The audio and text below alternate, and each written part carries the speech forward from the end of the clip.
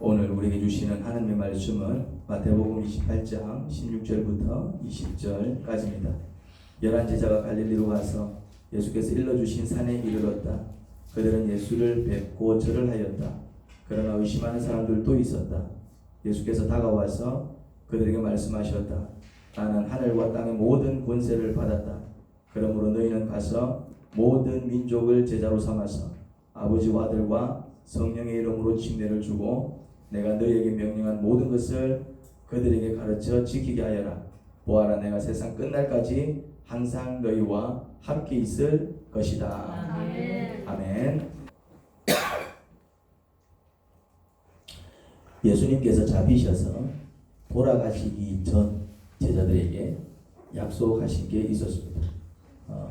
그게 뭐냐면은 나중에 당신께서 죽으시고 부활하시면 갈릴리 어떤 산에서 보자고 하셨습니다. 물론 제자들은 그 약속을 잊고 있었습니다. 죽고 부활하면 거기서 보자는 말씀인데 그 말씀 자체가 이해가 안 되기 때문입니다. 왜 죽어? 그 다음 죽었는데 어떻게 부활해? 이게 이해가 안 되잖아요.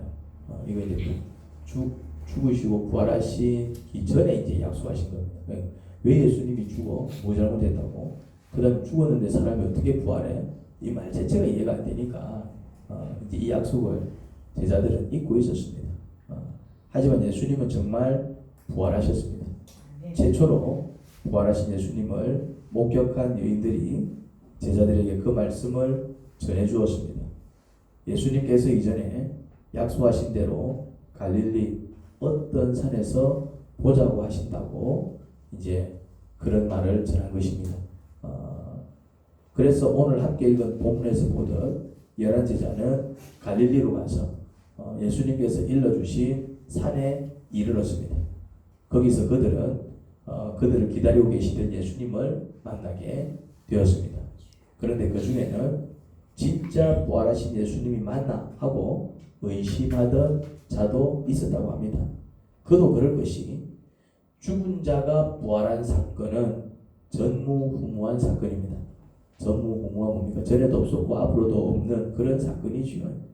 그런데 분명 죽으셔서 무덤에 묻히신 것을 봤는데 그들 앞에 버젓이 살아서 계시니 의심이 생길 법했을 겁니다. 진짜 예수님 맞나? 예수님 비슷한 사람 아이가? 그 주님께서 당신에게 다가와 엎드려 인사하는 제자들에게 이렇게 말씀하셨습니다. 자, 이제 예수님 앞에 나온 제자들한테 예수님이 주신 말씀입니다. 나는 하늘과 땅의 모든 권세를 받았다. 그러므로 너희는 가서 모든 민족을 제자로 삼아서 아버지와 아들과 성령의 이름으로 세례를 주고 내가 너희에게 명령한 모든 것을 그들에게 가르쳐 지키게 하여라. 보아라, 내가 세상 끝날까지 항상 너희와 함께 있을 것이다. 아멘. 뭐라고 말씀하셨습니까? 예수님은 하늘과 땅의 모든 권세를 받았다고 하셨습니다. 그러니 이제 하늘과 땅의 모든 권세는 누구한테 있다? 예수님. 예수님이 이제 이 세상의 왕이요 통치자이신 것입니다. 그 세상의 통치자이신 예수님께서 지금 제자들에게 하명하는 명령입니다. 왕이 신하에게 명령을 내리는 것이지요. 그렇게 이해를 하면 됩니다. 그들을 모든 민족에게 보내시며 그들을 제자로 삼으라고 하셨습니다. 어디로 가라고요? 유대 땅에서만 복음을 전해라. 이게 아니고 어디로 가라고요? 모든 민족, 모든 열방 가운데로 나아가서 그 모든 사람들을 모로 삼아라. 제자로 삼아서 가르쳐라. 이제 그런 하명을 내렸어요. 그 선포가 있기 전에는 이스라엘 백성만 하나님의 백성이었습니다. 그 선포가 있기 전에는 예수님께서 그렇게 이 선포가 참 중요한 선포입니다. 예수님께서 그렇게 선포하기 전에는 이스라엘 백성만 하나님의 백성이었습니다. 구원도 이스라엘 백성만 받았습니다. 구원도 이스라엘 백성만 받았다니까요. 그 선포가 있기 전에는. 그런데 그렇게 선포하신 후부터는 세상 모든 민족이 하나님의 백성이 되었습니다. 모든 열방으로 가라. 모든 민족으로 가서 제자를 삼아서 구원해라. 그 말은 무슨 말입니까? 이제는 하나님께서 이스라엘 백성만을 하나님의 백성으로 삼던 그 시대가 끝나고 이제는 새 시대가 열리는데 어떤 시대가 열립니까? 하나님께서는 이제 모든 민족을 하나님의 백성으로 삼는 그 시발점입니다. 그래서 이제 구원도 이스라엘 백성만 받을 수 있는 게 아니라 이제는 모든 민족이 다 구원을 받을 수 있게 되었습니다. 그 전까지만 해도 예수님께서 이렇게 선포하기 전까지만 해도 하나님은 왜 이스라엘 백성만 하나님의 백성으로 삼으시고 나머지는 하나님의 백성으로 삼을 수 없었느냐? 이유는 세상의 주인이 사탄이었기 때문에 그렇습니다. 그런데 예수님의 부활 사건, 모든 인류의 죄의 짐을 지시고 그렇게 이제 부활하신 사건은 그것이 무엇을 의미하느냐면은 사탄한테 빼앗겼던 이 세상을 예수님께서 다시 찾아오신 사건입니다. 그래서 그때부터는 세상의 주인이 예수님으로 바뀌었습니다. 그래서 예수님이 이렇게 얘기하잖아요. 하늘과 땅의 모든 권세를 내가 받았으니 이게 무슨 말입니까? 이제 이 땅을 사탄의 권세에 있던 이 땅을 어떻게 한다고요? 내가 다시 찾아왔다 이 말입니다. 그리고 제자들을 누구한테 보냅니까? 이제는 모든 민족 가운데 다 보내버리잖아요. 가서 이 세상 모든 민족으로다가 그들 가운데 예수님을 믿기 원하는 자들을 제자로 삼고 예수님을 믿기 위해서 제자가 되겠다는 자들에게 제일 먼저 하라고 명한 것이 바로 아버지와 아들과 성령의 이름으로 세례를 주는 것입니다. 세례의 의미를 알겠습니까? 세례는 누구에게 준다? 세례는 누구에게 준다? 예수님을 믿기 위해서 그 예수님을 전하는 전도자의 제자가 된 이들에게 줍니다. 내가 이제 예수님을 믿겠습니다. 당신이 믿는 예수님을 나도 따르겠습니다. 나도 이제는 예수님을 내 인생의 주인으로 삼고 그 주님의 가르침을 받으며 살아보겠습니다.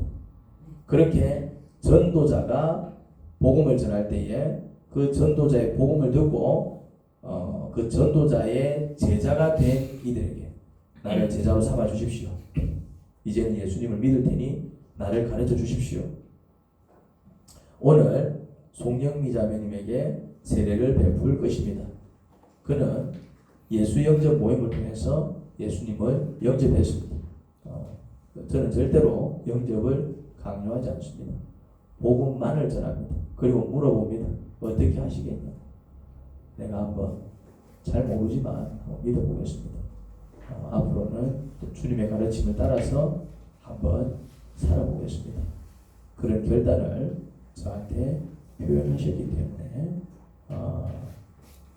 그건 뭘 얘기합니까? 이제 예수님을 믿겠습니다. 믿기를 원한다는 그런 뜻이지요. 예수님을 믿겠다고 결단했습니다. 예수님을 그의 인생의 주인으로 모시기로 결단한 것입니다. 그런 자에게 가장 먼저 해야 할 것이 바로 뭐라고요? 세례를 주는 것입니다. 세례는 그렇게 주는 것입니다. 세례를 받아서 구원받는 게 아닙니다. 무슨 말인지 이해됩니까?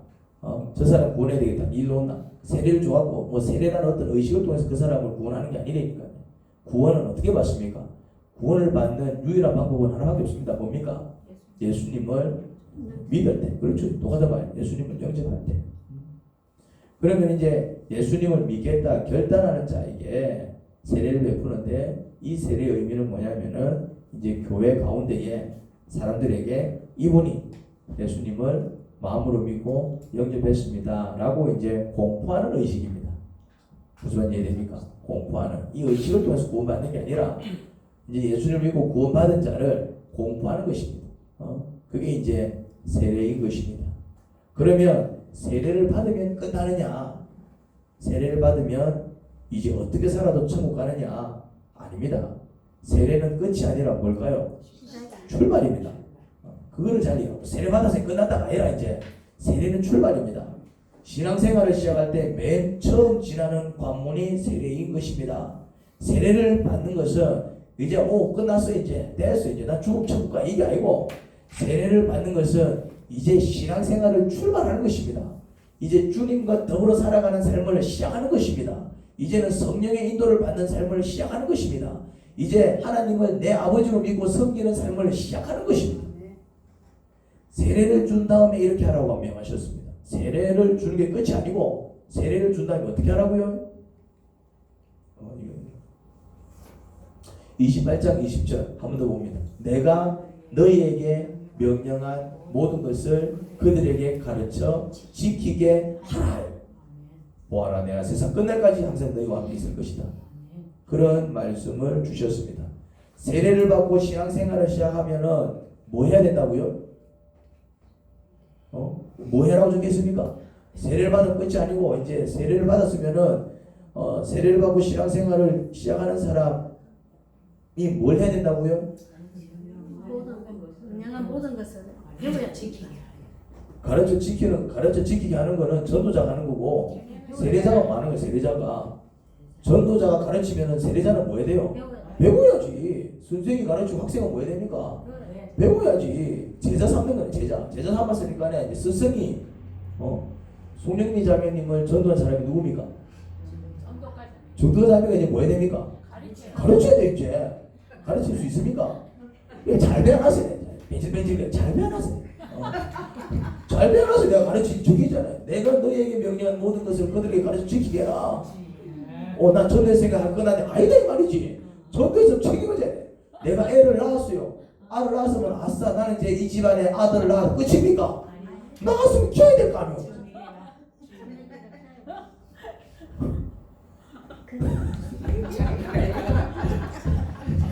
데리고 와서 책임을 져야 될 거 아니에요. 책임을 이제 내 교육되고 와서 니 알아서 해라. 전담은 안 되겠다. 전담은 지금 전담 안 할래. 이제 목사가 도와주죠. 혼자서 다 해라는 얘기가 아니라. 그래서 이제 목사가 도와주고 목자가 있기 때문에 목자가 도와주고 전 교인이 함께하는 것입니다. 개념이 그렇다라는 것입니다.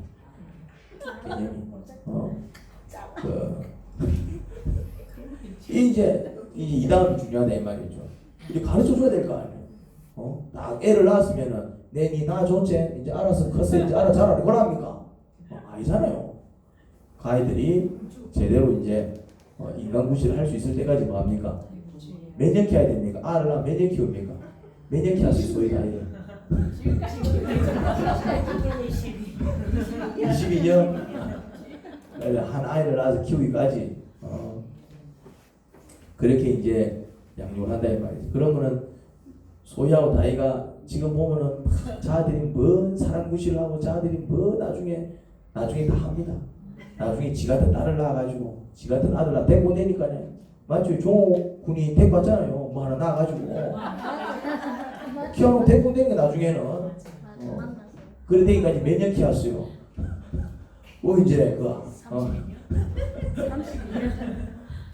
이제 그런 일이 벌어진다. 이 복음이 그래 퍼져나가는 것입니다. 우리가 예수님께서 명령하신 것을 배워서 지켜야 합니다. 참 중요합니다.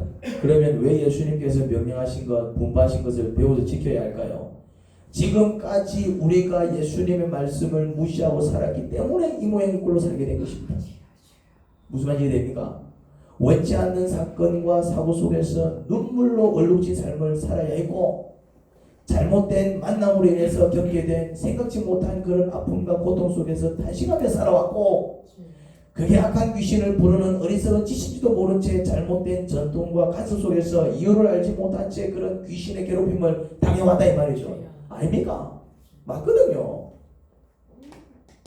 그래서 제 목자님이 새벽마다 기도할 때 귀신들 쫓아낸다고 정신 없습니다. 앉아있으면 내 뒤에서는 뭐 나가라 뭐 들어가라 해서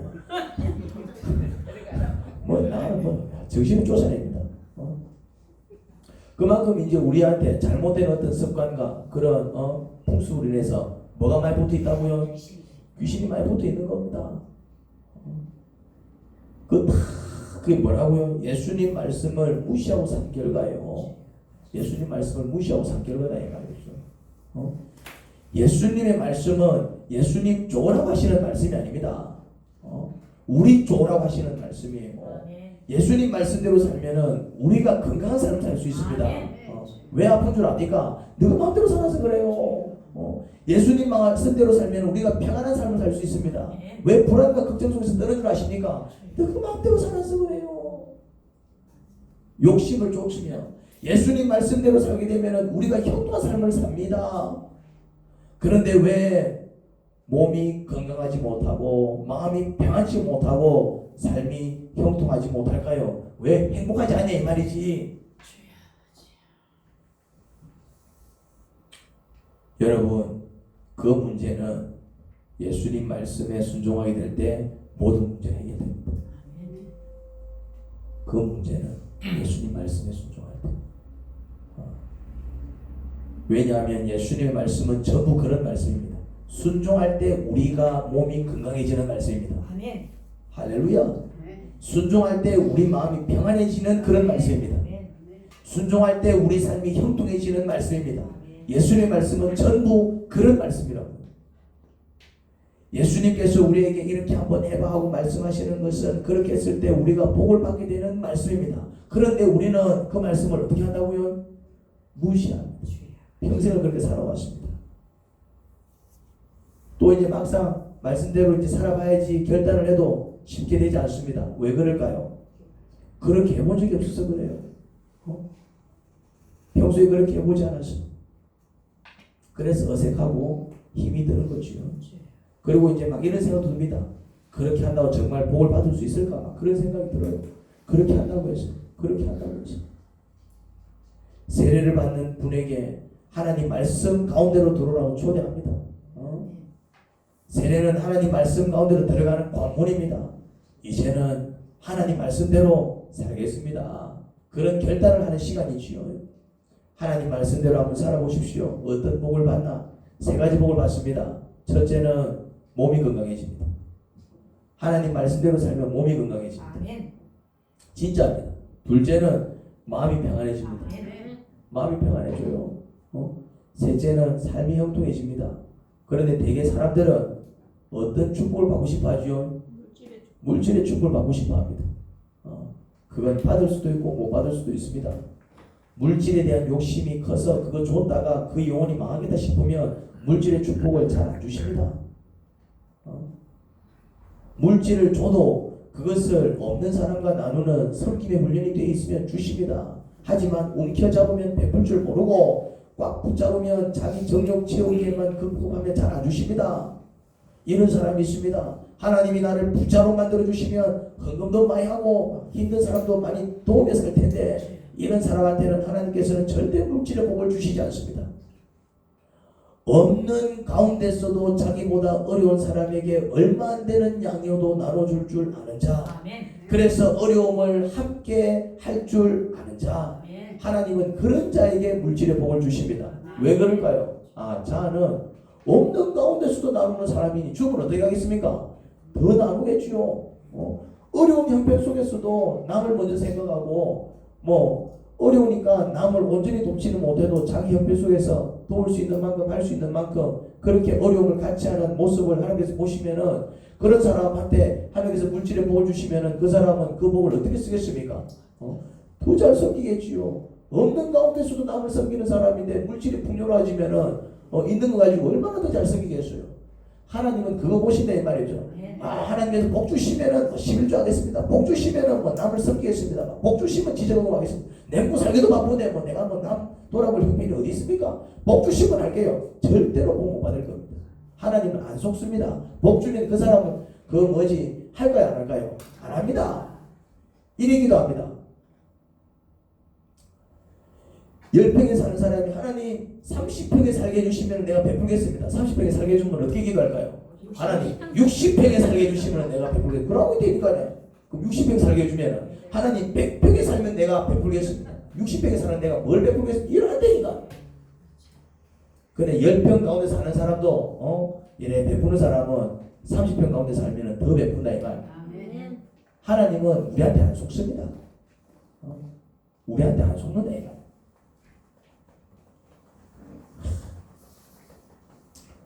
물질의 복은 하나님께서 주실 만한 자에게만 주십니다. 물질은 아무나 받는 게 아니더라고요. 물질의 복은 이게 되래 저 사람한테 큰 저주가 되는 경우가 참 많습니다.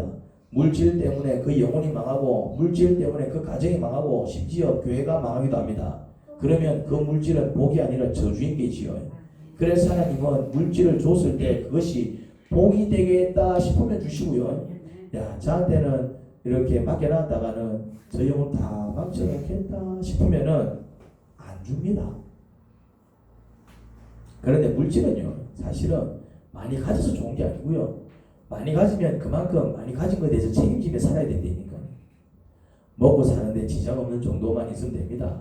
왜냐하면은 물질의 부여가 행복을 결정하는 게 아니기 때문에 그렇습니다. 그러면 돈 많은 사람들 다 행복하게 살아야 될 거 아닙니까? 돈 많은 사람들이 행복하게 살지 못합니다. 그게 궁금하면은 최 목자님한테 물어보시 바랍니다. 부잣집에만 가서 일하시는 분입니다. 저분은 우리 부산에서 이 손가락에 드는 집에만 가서 일하시는 분입니다. 우리 어머니가 누구 집에서 일했냐면은 부산에서 5손가락이 들어가는 부잣집에 가서 일해본 적이 있습니다. 5손가락이 들어가는 부잣집. 저 뭐지 형제 달맞이 가면은 그 찜질방 하나 있잖아요. 뭐 이름 좀 바뀌었던 것 같은데 굉장히 유명한 찜질방. 근데 그분이 이제 부산에서 20손가락 안에 들어가는 부자라. 20등 안에 들어가는 부자라. 우리 어머니가 그 가정을 위해서 기도해 주다가 나왔습니다. 사건은 얘기하지 않겠습니다. 그 집 사건이 이전에 사랑의 전쟁 들어보신 적이 있죠. 그 집 사건이 사랑의 전쟁에도 나왔었어요. 며느리가 고발해가지고. 사랑의 전쟁은 무슨 스토리인지 알지요? 완전 콩가루 뒷구석만 나오는 게 사랑과의 전쟁이잖아요. 순전히 막 불륜 이야기, 뭐 이렇게 뭐 완전 막 배륜 이야기 그런 이야기가 가득 차 있잖아요. 또 이건 우리만 아는 얘기니까 가갖고 그래서 그 뒷구석만 이런 얘기하면 안 됩니다. 이건 큰일 납니다. 유튜브 나가면 이 방송하면 이게 문제라. 괜찮습니다. 우리만 봅니다. 내가 조회수 봤는데 몇 명 안 봐. 큰일 났네. 나중에 유명해지면 골치 아픈데. 아무튼 내가 지금 얘기하고 싶은 건 내가 그분들을 건담하는 게 아니라 옆에서 보는데 돈 많다고 행복한 게 아니더라고요. 전쟁을 치르더라고요. 전쟁은 드러내진 않죠. 그런 분들 드러내지 않습니다. 왜 드러내지 않습니까? 부끄러우니까 그런 걸 누가 드러냅니까? 안 드러낸다니까요. 그러니까 내가 늘 얘기하잖아요. 립스틱 짙게 바를수록 뭐 안매든 막 그 좋은 명품 메고 막 옷 갑자기 막 빼고 막 머리 헤어스타일 막 우아부랄 게 아니고 너무 문제가 안 되죠. 맞다니까요. 감춘다 이거예요. 감춘. 여러분 행복은요 몸이 건강하고 마음이 평안하고 삶이 형통할 때 맛볼 수 있는 기쁨입니다. 그런데 그 행복은 하나님 말씀에 순종할 때 우리가 누리게 됩니다. 여러분 복을 받기를 원합니까? 그러면 하나님 말씀에 순종하시기 바랍니다. 세례는 신앙생활의 출발입니다. 오늘 세례를 받는 분은 이제부터 신앙의 여정을 걷게 될 것입니다. 신앙의 여정은 하나님 말씀을 배워서 그 말씀에 순종하는 여정입니다. 근데 여기서 조심해야 될 게 있습니다. 제가 늘 얘기하지요. 누구의 말씀을 배워야 된다고요? 하나님 말씀. 그리고 누구한테 순종해야 된다고요? 하나님한테. 요 개념 잘 잡아야 됩니다. 목사한테 순종하면 된다 안 된다? 안 됩니다. 제가 다른 교회하고 거의 가르침이 비슷해요. 다른 교회에서도 하나님 말씀대로 살아야 됩니다. 이렇게 가르칩니다. 근데 다른 교회에서는 이렇게 가르칩니다. 여러분 복 받기를 원하면 목사 말을 잘 들어야 됩니다. 이건 거짓말입니다. 목사 말 잘 듣는 게 아닙니다. 하나님 말씀을 잘 들어야 됩니다.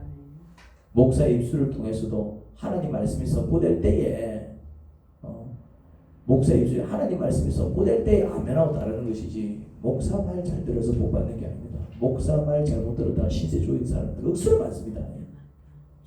저를 믿지 마시기 바랍니다. 무슨 말인지 이해되십니까? 저를 절대 믿으시면 안 됩니다. 제가 송영미 자매님을 전합니다. 자매님 밤 12시에 교회 좀 나오세요. 나가야 됩니까? 말해야 됩니까? 나가면 큰일 납니다. 목사님이 얘기하는데 말이죠. 들을 말이 있고 안 들을 말이 있는 거예요. 아니 12시에 말라보는데 너의 여자를 난 12시도 아니고 목사님 무슨 일이죠? 와보면 압니다. 뭘 와보면 알아? 큰일 납니다. 큰일 납니다. 목사님이 하나님을 대신해서 하나님 말씀을 선포할 때, 하나님 말씀을 선포할 때, 송영미 자매니 이렇게 사셔야 됩니다. 하나님을 대신해서 하나님 말씀을 선포할 때는 어떻게 됩니까? 순종해야 됩니다. 내가 네 말 말아들을 끼고 이러면 안 된다 이 말이지. 그때는 저 말씀은 하나님 말씀이기 때문에 목사가 하더라도 그때는 뭐 해야 된다고요? 그 말씀에 순종하는 것입니다. 단디하시고요. 아무튼 복을 받기를 원하시면은 누구 말씀에 순종해야 된다고요? 하나님 말씀에 순종하십니다. 나도 하나님 말씀에 순종할 때 복 받는 그런 사람 중에 한 사람이지 내가 여러분들한테 복 주는 게 아닙니다. 오늘 세례를 받는 분뿐만 아니라 이 자리에 모인 모든 분들이 그런 축복의 여정을 걷기를 축원합니다. 하나님 아버지 은혜를 감사합니다. 사랑을 감사합니다. 오늘 또 세례식이 있습니다. 한 영혼이 구원을 받았습니다. 주님을 모르며 살다가 이제 그 주님을 영접했습니다. 이제는 그 가르침에 순종하며 살아보겠다고 결단했습니다. 물론 그 여정이 쉽지는 않을 것입니다. 평생을 살아온 방식이 있을 텐데 갑자기 뭐 주님 말씀대로 살아라. 그게 되겠습니까? 하지만 본인이 그렇게 노력하고 기도할 때에 정말 형통한 삶을 살아가게 될 줄 믿습니다. 이제까지 맛보지 못했던 평안을 맛보고 또 혹 건강이 상해있다면 그 건강도 회복시켜 주시는 하나님의 사랑과 능력을 경험하게 될 것입니다. 주여 함께하여 주시옵소서. 예수님 이름으로 기도합니다. 아멘.